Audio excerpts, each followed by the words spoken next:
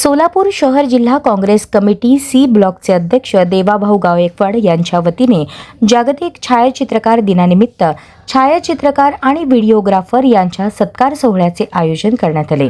यावेळी खासदार प्रणिती शिंदे यांच्या हस्ते छायाचित्रकार व व्हिडिओग्राफरांचा सन्मान करण्यात आला। यावेळी बोलताना खासदार प्रणिती शिंदे यांनी भावनिक भावना व्यक्त करत, मला भाऊ नसल्याची खंत आज वाटत नाही। सोलापूरमधील छायाचित्रकार, व्हिडिओग्राफर आणि पत्रकार यांच्या रूपाने मला अनेक भाऊ भेटले असे सांगितले। तसेच रक्षाबंधनाच्या पार्श्वभूमीवर त्यांनी उपस्थितांना राखी बांधून आगाऊ शुभेच्छा दिल्या। कार्यक्रमात श्रमिक पत्रकार संघाचे अध्यक्ष विक्रम खेलबुडे, फोटोग्राफर असोसिएशनचे अध्यक्ष संदीप वाडेकर, ज्येष्ठ पत्रकार कृष्णकांत चव्हाण, तिरुपती परकीपंडला यांच्यासह विविध क्षेत्रातील मान्यवर, छायाचित्रकार, व्हिडिओग्राफर आणि पत्रकार मोठ्या संख्येने उपस्थित होते। उपस्थित देवाभाऊ, या ठिकाणी उपस्थित संदीप वाडेकरजी, आमचे टेकाळेजी, अजनाळकरजी, कुणाल अश्वेजी, प्रमिलाताई, सर्व पत्रकार बंधूंनो, सर्व व्हिडिओग्राफर्स, सर्व फोटोग्राफर्स आणि उपस्थित बंधू आणि भगिनींनो, प्रथमतः मी देवाभाऊंचे मनापासून आभार मानते की त्यांच्यामुळे आज आपली अशी इन्फॉर्मल भेट होते। नाहीतर नेहमी तसं बघितलं तुम्ही त्या साईडला, आम्ही ह्या साईडला, पण आज आपण सगळे एकाच व्यासपीठावर आहोत असं म्हणायला हरकत नाही आहे। तुम्ही आता व्हॉट्सॲप ग्रुपचा उल्लेख केला तर मी त्याचं उत्तर देऊ इच्छित आहे की तुझसे नाराज नहीं जिंदगी, हैरान हूँ मैं तेरे मासूम सवालों से परेशान। आणि त्याचं तथ्य ते आहे खरं तर खेलबुडेची, तेरे मासूम सवालों से परेशान होतं। त्याच्याबद्दल मी नंतर बोलीन, आज तुमचे रिपोर्टर्स नाही आहेत पण माझा निरोप त्यांना नक्की कळवा। खरंच आजचं युग, आजचं पूर्ण जग हे आता फक्त फोटोजवर चालतं। आपण बघितलं परवाचा जो जंतर मंतरचा प्रोटेस्ट होता तो 80% सोशल मीडियावर फोटोजच्या माध्यमातूनच गाजला। मुलींनी बॅनर्स पकडले, मुलांनी बॅनर्स पकडले, पोलिसांकडून झालेला अत्याचार हा पण फोटोजच्या माध्यमातून गाजला। मग ते पॅलेट गन असतील, लाठीचार्ज असेल, त्या ठिकाणी वॉटर कॅनन असेल, हे सगळं फोटोच्या माध्यमातून। म्हणून तुमचा रोल आधीपासून महत्त्वाचा होताच पण तो अधिक या ठिकाणी महत्त्वाचा झाला आहे। आणि न्यूज कधी कधी खोटी दाखवू शकतो पण फोटो, म्हणून ती डबल जबाबदारी तुमच्यावर असते आणि फोटोज कधी खोटं सांगत नाही, तर ती मोठी जबाबदारी तुमच्यावर आहे। तुम्ही व्यवस्थितरित्या ती पार पडत असता। आपलं नातं हे जुनं आहे खरं तर बघितलं, जिन जख्मों को वक्त भर चला है तुम क्यों उन्हें छेड़े जा रहे हो। आपलं नातं जुनं आहे आणि खरं तर अलीकडच्या काळात मला माहीत नाही काही थोडंसं हे झालं असेल पण मी त्याबद्दल मला स्पष्टीकरण पण द्यायचं आहे। पण खरंच तुम्हाला सगळ्यांना मनापासून शुभेच्छा। मी दरवेळेस म्हणते की तुम्ही तुमचं स्वतःचं आयुष्य हे रिस्कमध्ये टाकता। कधी कुठे आग लागली असेल, कुठे भूकंप झाला असेल, कुठे नदीला पूर आला असेल, तुम्ही काय सगळं विसरून त्या मागचा तुमची एक जज्बा असतो, एक पॅशन असतं, ते तुम्ही निभावून तुम्ही तिथे तुमची जबाबदारी पार पाडायला तिथपर्यंत जात असता। कधी कधी जबाबदारी पण नसते, कधी कधी वरून निरोप पण नसतो की हे कव्हर करा, पण स्वतःला वाटत असतं की आपण हा अन्याय कव्हर केला पाहिजे। जसं तुम्ही आता मांडलं, आता मागच्या 6 महिन्यात मी अनेक जणांच्या घरी गेले ज्यांना सर्पदोष झाला किंवा सर्पदोषाने मृत्यू झाला। दुर्दैवी गोष्ट अशी की PHCs जे आहेत, प्राथमिक आरोग्य केंद्र, त्यांच्याकडे बऱ्याचदा अँटीवेनम आणि अँटीरेबीज नसतं, म्हणून त्यांना सिव्हिलला आणावं लागतं। तर सगळ्या प्राथमिक आरोग्य केंद्रामध्ये अँटीवेनमचा पुरवठा असला पाहिजे, ही पण सूचना मी मागच्या वेळेस डीन आणि सिव्हिल सर्जनला केलेली, पण नक्की सिव्हिलमध्ये पण विलंब नाही नसला पाहिजे ह्याची जी टिप्पणी तुम्ही मला दिली। शेतकऱ्यांची आत्महत्या झाली, शेतकऱ्यांनी आत्महत्या केली, शेतकऱ्यांना कर्ज त्यांना मदत मिळाली पाहिजे। कर्जमाफीची घोषणा केली, ती पण अजून त्याची अंमलबजावणी झाली नाही। जवळजवळ 20,000 शेतकरी अजूनही सोलापुरात, हा खूप छोटा आकडा सांगते मी, कर्जमाफीपासून वंचित आहे। शासनाने मोठी घोषणा केली, तो तो एक महत्त्वाचा विषय. आत्महत्या अनेक जणांनी ज्यांची केली त्यांच्या कुटुंबियांना अजून पैसे द्यावे लागेल, ही गोष्ट तुम्ही निदर्शनास आणली. मी अधिक तुमच्याशी बोलते. खेलगुडेजी, तुम्ही मला सांगितलं की एका पत्रकाराचं जर आकस्मिक निधन झालं तर त्यांना जे पैसे मिळायला पाहिजे ते नाही मिळालं, तर नक्की पार्लमेंटमध्ये तो विषय मी मांडीन, उपस्थित करीन. त्यासोबत रेल्वेचा प्रवास हा फ्री झाला पाहिजे, त्याबद्दल पण तुम्ही मला अशी प्रसंगांची वाट नका बघू. तुम्ही मला वेळोवेळी मी वाट पाहते की तुम्ही कधी येऊन मला सांगता, पण काय ज्वलंत विषय आणि तुम्हाला माहिती आहे की माझं कार्य हे सगळे ज्वलंत विषय हाताळण्यात माझी आवडच नाही. पण आज मी ते विषय घेतले नाही तर सोलापूर जिल्ह्यात कोण आहे घ्यायला, बाकी सगळे भाजपमय झाले, कोणी 50 कोटी, कोणी वॉशिंग मशीन. म्हणून जर आपण अन्याय उघडकीस आणला नाही, आपण म्हणजे आपण दोघंही एका नाण्याची एकच बाजू आहे, दोन नाही होत. जर लोकशाही विरोधी लोकशाहीचा चौथा स्तंभ ही जबाबदारी तुम्ही व्यवस्थित पार पडत असाल तर आपण एका बाजूला आहोत, नाहीतर नाही. आणि मला असं वाटतं ती आपली जबाबदारी आहे. म्हणून आज या भावनेने आपण पुढे जाऊया की जर आपण जो शासनाकडून अन्याय होतो, मग शासन कोणी असू दे, जर कुठे अन्याय होत असेल तर तो आपण एक्सपोज केला पाहिजे. मग काही असू देत, मग प्रेशर असू दे किंवा तुमचा मित्र असू दे किंवा मंत्री असू दे किंवा कोणी असू दे, त्या गोष्टीला बळी न पडता आपण ते एक्सपोज करणं ही आपली जबाबदारी आहे. तुम्ही बघितलं की जंतर मंतरचा जो प्रोटेस्ट होता तो बेसिकली सोशल मीडियाने उचलून धरला. जरी मेनस्ट्रीम मीडियाने तो दाखवला नसेल तरी तो सोशल मीडियाने उचलून ही थोडीशी धक्कादायक बाब असू शकते आपल्यासाठी.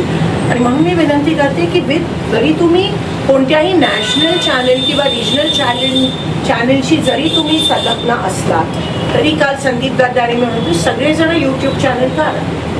कारण का काही प्लॅटफॉर्मवर आपल्या मनातल्या गोष्टी आपण व्यक्त नाही करू शकत, पण सोशल मीडियावरती ते स्वातंत्र्य आहे. म्हणून जर खरं तुम्हाला कोणत्या सब्जेक्टबद्दल खरंच अन्याय होत असेल, खोटी बातमीचे दिवस गेले, मला असं वाटतं ते एक्सपोज. तुम्ही बघितलं की गोदी मीडिया जेव्हा त्या जंतर मंतरला गेली तेव्हा कसं त्यांना लिटरली त्या जेनझीनी बाहेर काढलं. म्हणून आता हे सरकार बऱ्यापैकी एक्सपोज झालंय. जर अजूनही तुम्ही काही जण खोट्या बातम्या दाखवत असतील सरकारच्या बाजूनी तर पब्लिकली ते एक्सपोज होत आहे. दोन्हीकडून म्हणजे राज्यकर्ते पण असतील किंवा आम्ही ही एक वॉर्निंग साईन आहे आपल्या सगळ्यांसाठी. म्हणून एक संवेदनशीलता असायला पाहिजे न्यूजमध्ये, एवढं मला ह्या ठिकाणी वाटतं. आणि जाता जाता तुम्ही काही जण त्या ग्रुपवर होता, पण मला असं वाटतं की मी नेहमी तुमच्या समोर येते, मी नेहमी साथ देत असते. वैयक्तिक तुम्ही बरेच जण मला भेटत असता, तर वैयक्तिक कोणाचं काय नाही, पण ग्रुपमध्ये एकत्रित आल्यावर सगळ्यांमध्ये दम येतो. पण कुठेतरी मला असं वाटतं आमची पण प्रायव्हसी असते जशी तुमची असते. मी कधीही तुमच्या घरी नाही येऊ शकत, मला तुमची परवानगी घेऊन तुमच्या घरी यावं लागेल. जरी मी खासदार असली तरी मी त्याचा फायदा नाही घेऊ शकत. प्रायव्हसी थोडीशी मेंटेन करा, संपर्कात राहा.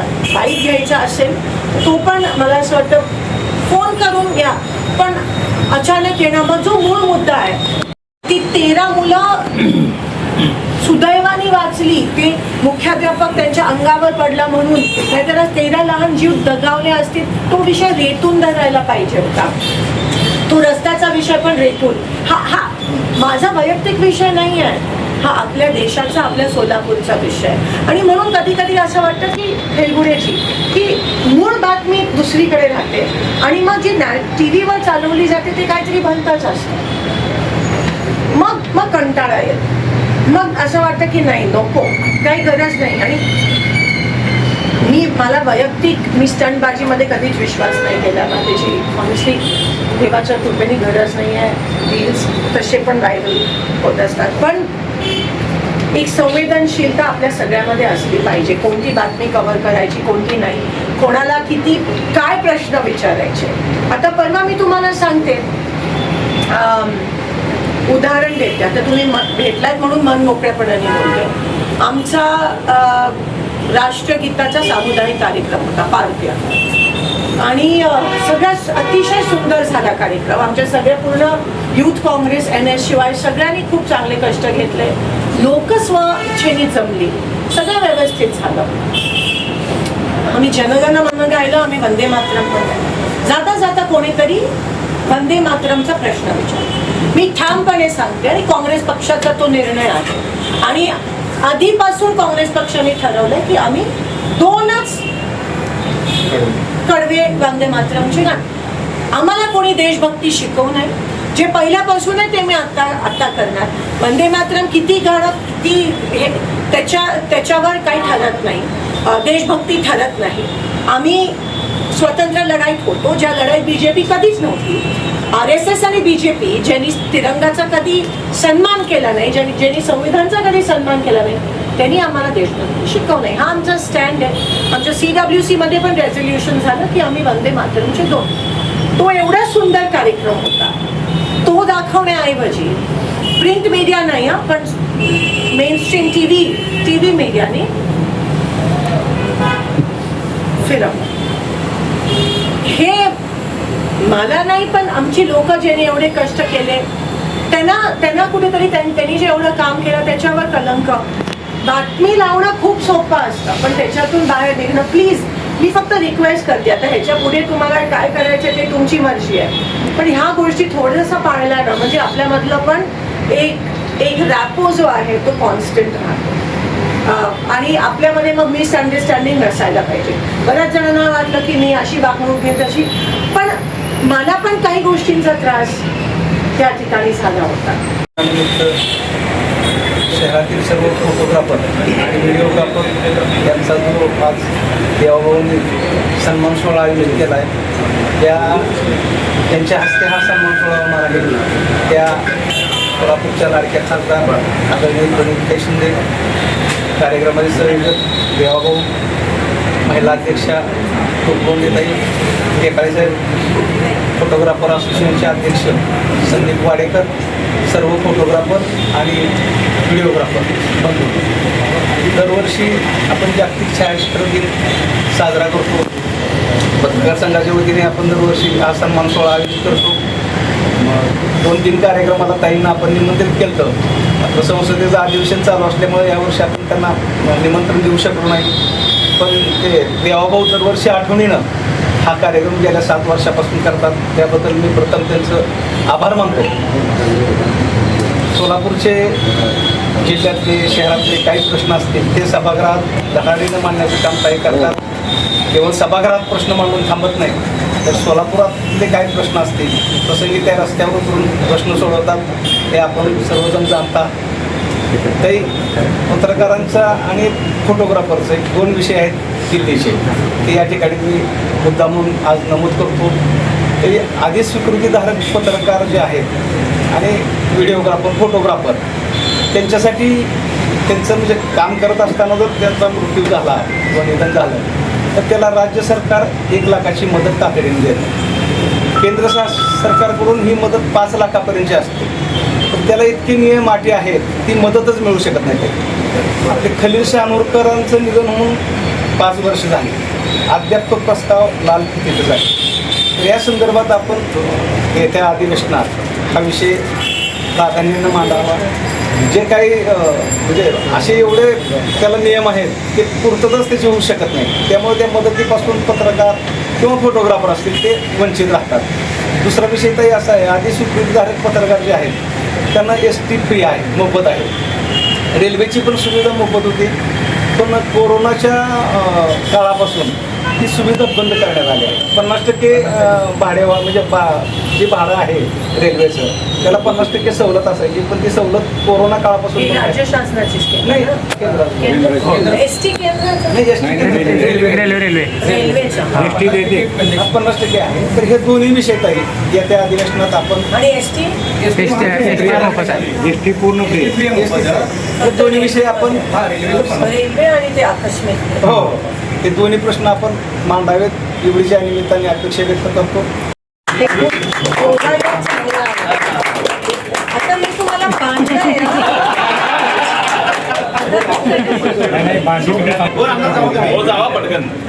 दोन्ही मंडळी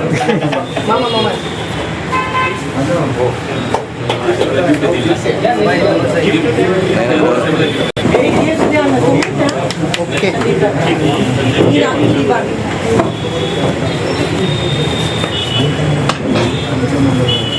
कृष्णकांत चव्हाण साहेब. आपण जाऊया का मग?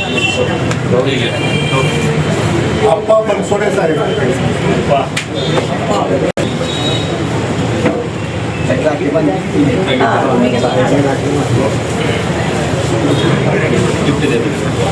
प्रमोद हिप्परकी साहेब.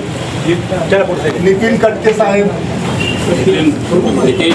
केवल तिवारी साहेब. नितीन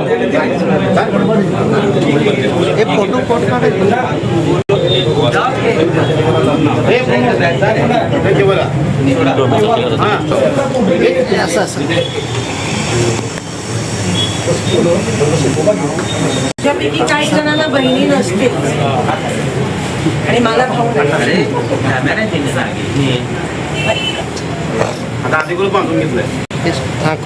थोडं विक्रांत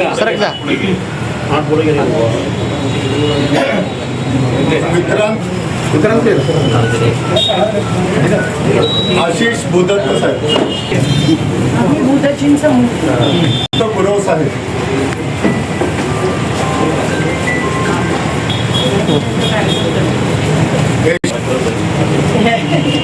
यशवंत कीर्तिवंत. आदित्य केंगार साहेब. आदित्य संतोष काले साहेब.